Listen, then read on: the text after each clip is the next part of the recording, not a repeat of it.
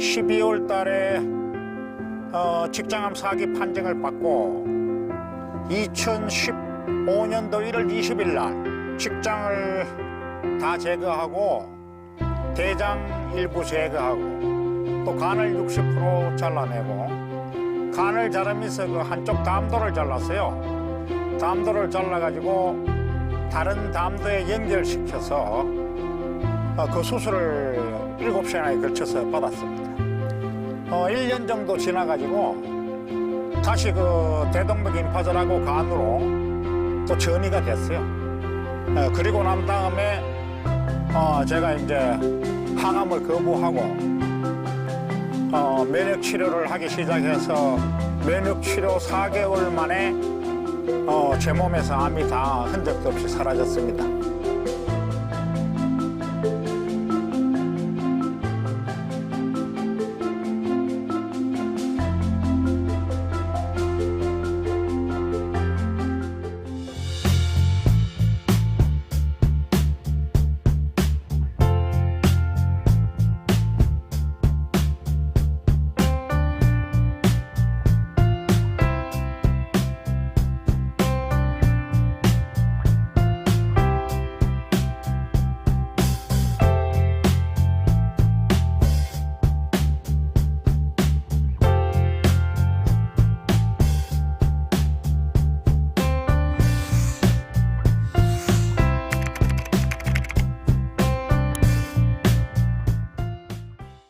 안녕하세요. 암 극복 이야기 건강전도사 박점수입니다. 오래간만에 인사드립니다.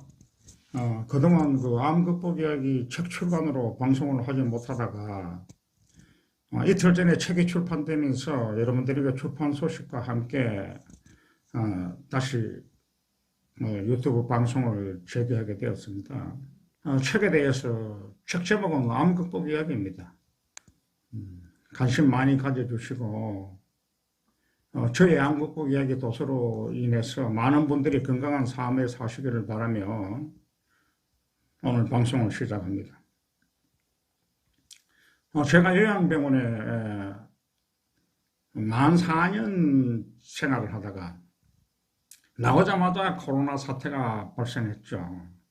2년이 다 되도록 코로나 때문에 너무 많은 제약을 당하고 그래도 뭐 처음에 한 1년 반 동안은 괜찮았죠. 그런데 그 후에 뭐 6개월은 정말 창살 없는 감옥입니다. 지금은 뭐 아예 친구들하고 밥도 먹을 수도 없고 누구하고도 밥을 먹을 수가 없죠. 그리고 마트도 뭐 못 들어가게 하고 뭐 아무 데도 못 가게 하니까 이런 감옥은 없습니다. 그렇다고 해서 뭐 제가 뭐 백신을 맞지 않죠. 저는 절대 안 맞습니다. 근데 저뿐만 아니고 임산부들 그리고 또 많은 사람들이 백신을 불신하는 사람들이 있기 때문에 그분들이 계속 지금 뭐 청와대 앞에 가서 집회를 하고 해도 방송에는 전혀 방송이 안 되죠. 뭐 1000명 넘는 사람들이 뭐 변호사, 뭐 의사 이렇게 해서 소송을 하고 해도 뭐 전혀 반응도 없고 도대체 어떻게 되는 건지 알 수가 없습니다. 우리나라뿐만 아니고 전 세계가 다 마찬가지죠. 오늘은 정말 코로나가 이렇게 우리가 알고 있는 대로 방송에서 하는 대로 그렇게 위험한 병이고 치사율이 높은 병인지 저는 아니라고 봅니다. 그리고 또 예방은 어떻게 해야 되는지 제 의견을 좀 말씀드릴까 합니다. 코로나는 백신으로 가지고 예방이 안 됩니다.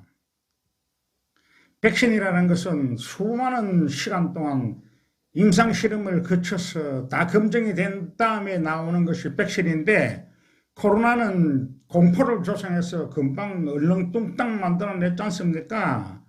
번개불이 콩고 먹듯이. 그렇게 백신을 맞으면 뭐합니까?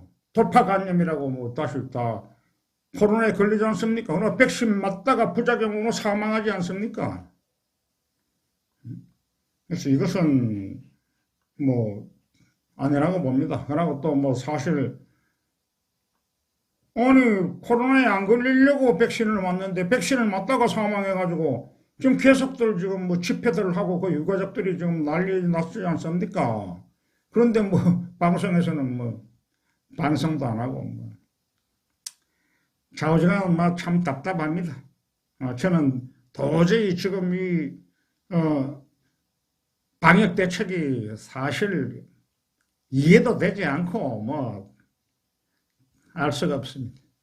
그래서 이 백신은 저뿐만 아니고 많은 사람들이 안 맞지 않습니까? 아니 27살 먹은 젊은 애들이 건강한 애들이 백신 맞고 사망하는데 어떻게 사람이 사망하는 것을 아주 우습게 합니다.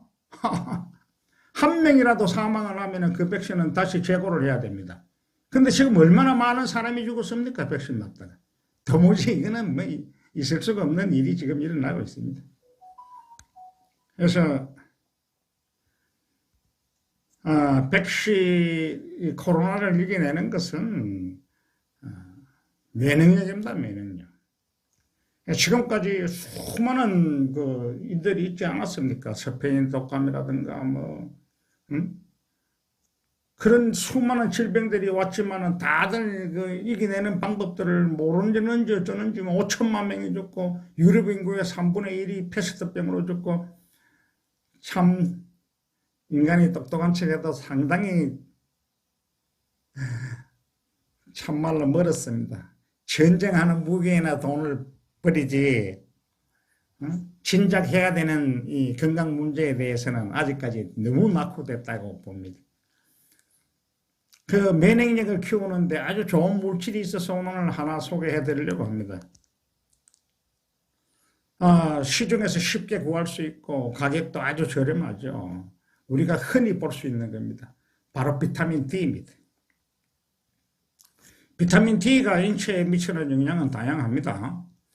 사람으로 치면 다방면의 제조권이라고 할 수 있는데 비타민 D는 체내에서 활성화시키는 유전자의 종류가 1000가지가 넘는다고 합니다. 최근 비타민 D 연구에서 주목하고 있는 부분은 인체 내에서 비타민 D에 의해서 만들어져 나오는 천연 항생 물질입니다. 비타민 D는 미생물의 침입에 맞서 싸우는 장소와 같은 역할을 하는 그 탐식 세포 속으로 들어가 미생물을 죽이는 천연 항생 단백질을 만들게 하는데 이렇게 해서 탐식 세포로부터 만들어져 나오는 천연 항생 물질은 박테리아뿐만 아니라 바이러스까지도 죽입니다. 우리가 많이 사용하는 항생제는 박테리아를 죽이지만은 바이러스에는 아주 무기력합니다. 그리고 항바이러스 제제는 바이러스만을 타깃으로 하지만 바이러스에 대한 효과마저 한정이 되어 있습니다. 그러나 우리 몸이 만들어내는 항생제는 박테리아는 물론 바이러스까지 물리칠 수 있습니다.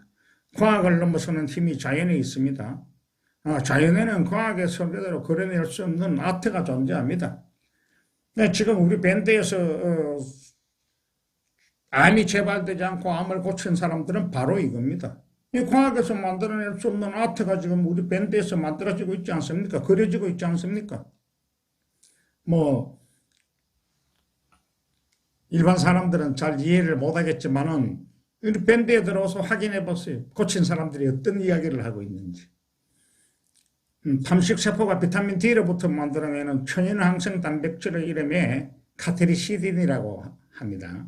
카테리시딘은 세포 안으로 숨어든 폐결핵까지도 죽이는 능력을 가지고 있고 캘리포니아 연구진들은 백인에 의해서 폐결핵에 쉽게 걸리는 흑인들의 혈액에서 혈중 비타민 D 농도가 저하되어 있는 것을 발견했고 카테리시딘의 유전자 활성화도 효과적으로 나타나지 않고 있다고 합니다.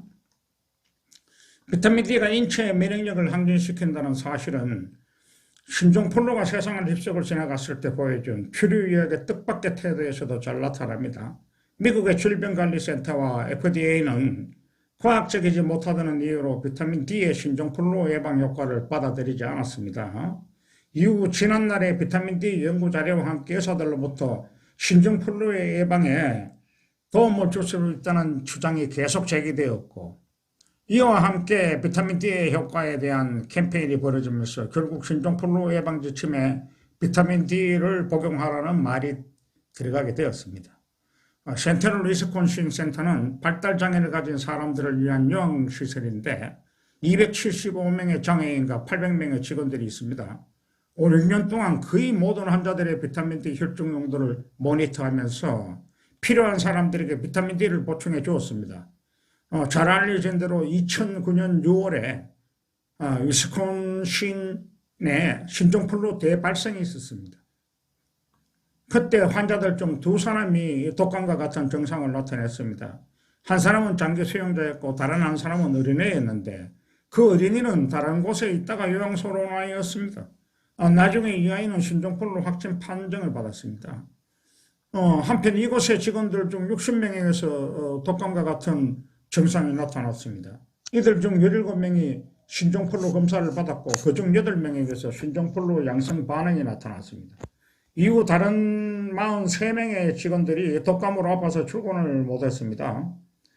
대략 11명에서 12명의 직원이 신종플루에 걸린 어린이가 있던 그 병동에서 일한 후에 독감 증상을 나타냈는데 그중 6명은 신종플루 검사에서 양성으로 나타났습니다. 800명의 직원들 중 103명이나 독감 증상을 나타냈는데 275명의 환자들 중에는 단 2명, 그것도 1명은 이곳에서 걸린 것이 아니고 다른 곳에서 독감이 걸려서 왔다는 사실입니다. 신종플루의 전염은 신종플루에 걸려온 어린아이에서 잘 알 수 있듯이 환자에게서 직원들로 옮겨졌습니다. 직원에서 환자로 옮겨지지 않고 직원들 사이에 퍼져나갔습니다.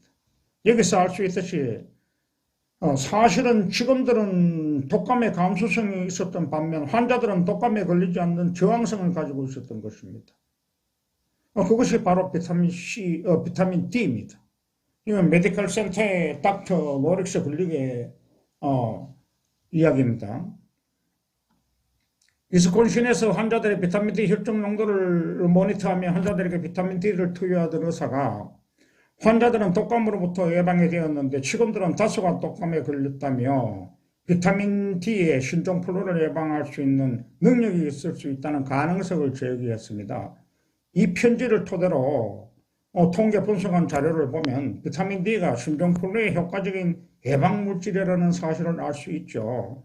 통계학적으로 유의한 10배의 차이가 났다며 위에 이 편지를 보고 자신의 경험을 적어보낸 또 다른 의사의 편지도 있습니다.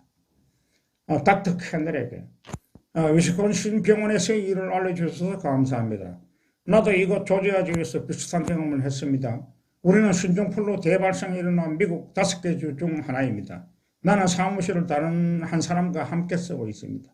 나는 적극적으로 비타민 D 혈중 농도를 측정하고 환자들에게 비타민 D를 복용하도록 하고 있습니다. 반면 그 사람은 자신의 환자들에게 그렇게 하지 않았습니다.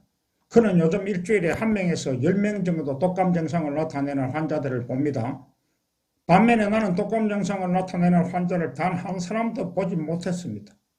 내 환자들 중에는 그 혈중 비타민 농도를 유지하기 위해서 하루 2,000에서 5,000 단위의 비타민 D를 복용하고 있습니다.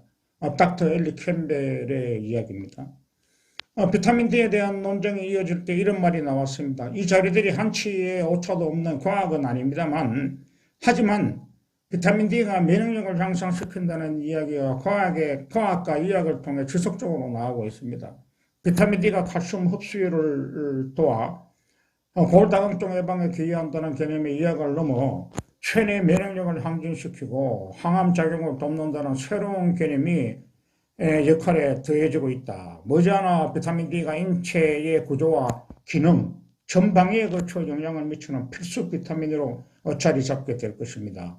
비타민 D를 고를 때는 비타민 D2와 비타민 D3 두 가지가 있는데 콜레칼시페롤, 비타민 D3를 선택하시는 것이 더 많은 효과를 기대할 수 있을 것입니다.